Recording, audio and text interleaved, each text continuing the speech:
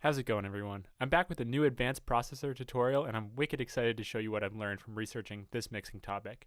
In today's video, I will be explaining the general workflow to apply reverb appropriately to your mix to create the desired acoustic environment that your elements will be presented in. I've always spent a lot of time trying to dial in the correct reverb settings, and if you've noticed, reverb processors tend to have a large variety of controls that can be quite ambiguous and confusing to fully understand. It isn't like EQ or compression where they are usually the same parameters on every processor. So, in this video, I'm going to go over the main ideas and thought processes behind creating your acoustic environment using reverb. Now, just to make sure we're on the same page, the best way to do this is to set up a separate auxiliary send, which will have the reverb processor on it. Then send the desired elements to that channel. This way you have control over how much of each element is sent to the reverb channel, and you can control the level of the reverb without affecting your other channel's set levels. This brings us to the first point that I want to make. Before you start adding a room reverb to create the acoustic environment, you should make sure that all of your levels in your mix are where they need to be before you add the reverb channel.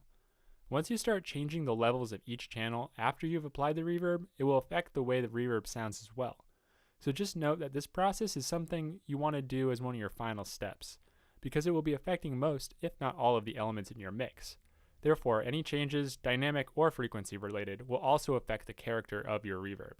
So let's say we have our mix all dialed in and we are ready to add our room reverb channel. Our first step in actually dialing in our reverb settings should be finding the right character of reverb for the mix. Most reverb units have presets, and honestly, I think this is the best place to start. What you should try and do, however, is not pay attention to any of the preset names. Close your eyes and even listen to what type of room the preset places your mix in. It might even be helpful to get an idea of what you are going for before you start looking through the presets.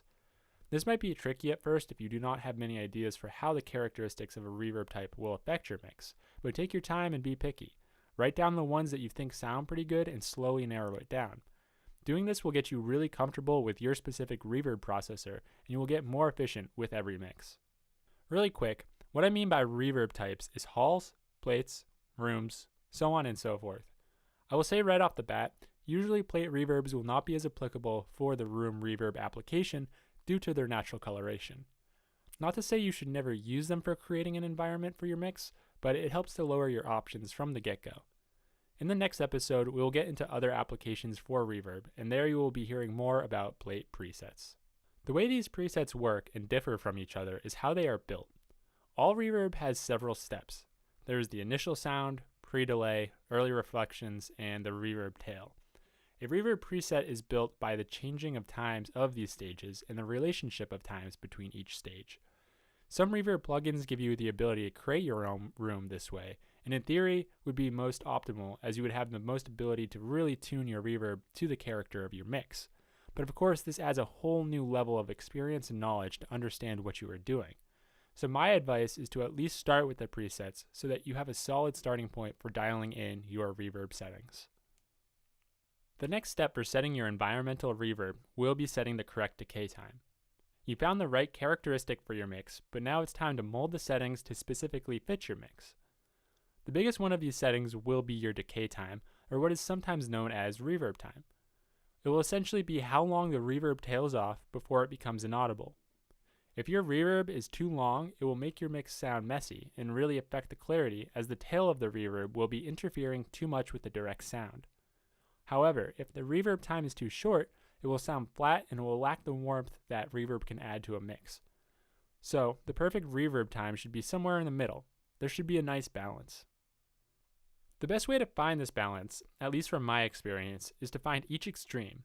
Find the place where it sounds too much and is affecting the clarity of your mix, and make note of it. Then find the place where you feel it adds almost nothing at all. Once you find these two extremes, you know the balance will be somewhere in between. From here, I would just slowly add more and more decay time and make note of how each adjustment changes the size of the environment, how noticeable it is, and if it becomes too long once again. Generally speaking, if you want to be on the safe side, a shorter time will be less detrimental. So if you are having trouble pinpointing that perfect balance, it might be safer to go with a shorter decay time, because instead of hurting your mix, which can happen with a long reverb time, it will just not reach its full potential, which in this case is the lesser of two evils. The final step for dialing in your optimal environment using reverb is to deal with the frequencies being affected by that reverb. This allows you to do quite a bit. It allows you to once again fix, fit, and feature the frequencies of the reverb to best fit your overall mix. A lot of reverb units have somewhat of an EQ built in, but you can simply just add a whole nother EQ plugin after the reverb for even more versatility. This is a technique I personally use on almost all my processor sends, and it significantly helps with the reverb application. Even if you are just filtering out the highs and lows with high pass and low pass filters, the process can significantly help fit the frequency content of the reverb to fit nicely in the mix. Otherwise, I normally EQ my reverb just like any other track. Take out the bad and bring up the good. So that is my general workflow for creating a good sounding environmental reverb for your mix. My last tip that I have for you is to make sure all of your channel sends to your room reverb are on pre-fader. This will allow you to solo your reverb without cutting all the sounds so that you can simply hear the wet signal. Even though you should listen to how it affects the mix as a whole, this will help you pick out little discrepancies that might be harder to hear within the full mix. Anyways, I'm going to wrap up the video here. I hope this video gives you guys some direction on dialing in a solid room reverb setting for your mix. I hope this workflow outlined helps you to better understand the purpose of reverb and what you're trying to accomplish while using this process. It's about creating space, and if this process is done improperly, the mix will sound unrealistic. Let me know if this video helped give you some more ideas for this process and clear up any of the questions you might have had. As always, throw this video a like if you enjoyed it, and subscribe for more advanced processor tutorials and other music production related content. Hope everyone is having a great day, and I'll see you in the next video.